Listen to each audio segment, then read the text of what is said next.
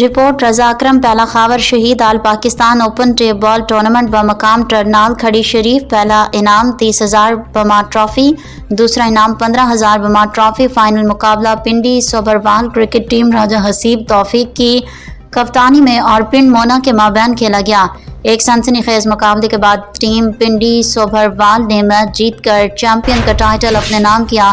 نمایاں کھلاڑیوں کی پرفارمنس، شاندار باؤلنگ ارسلان بلو میرپور، حسن لیفٹی، حمزہ منہاس لاجواب بلے بازی، شانو سنی لیفٹی، ارسلان بلو بہترین all rounder, Arslan Billu best batsman, Nomi Samwal man of the match. Final Shanu final تقریب کے مہمان خصوصی راجہ ماجد، محمد عظیم، مرزا طاہر جرال، مرزا ہارون جرال، محمد ارفاق، راجہ سبطین، مرزا شاہزیب ذوالفقار، چیئرمین زہیب حبیب، چودھری سراج الحق، حاجی جاوید پرویز، حاجی گلزار حسین، جنہوں نے کھلاڑیوں اور ٹیموں میں انعامات تقسیم کیے۔ یوں ایک شاندار اور بہترین ٹورنامنٹ اختتام پذیر ہوا۔ تمام تر مینجمنٹ کو بہترین ایونٹ کروانے پر مبارکباد پیش کرتے ہیں۔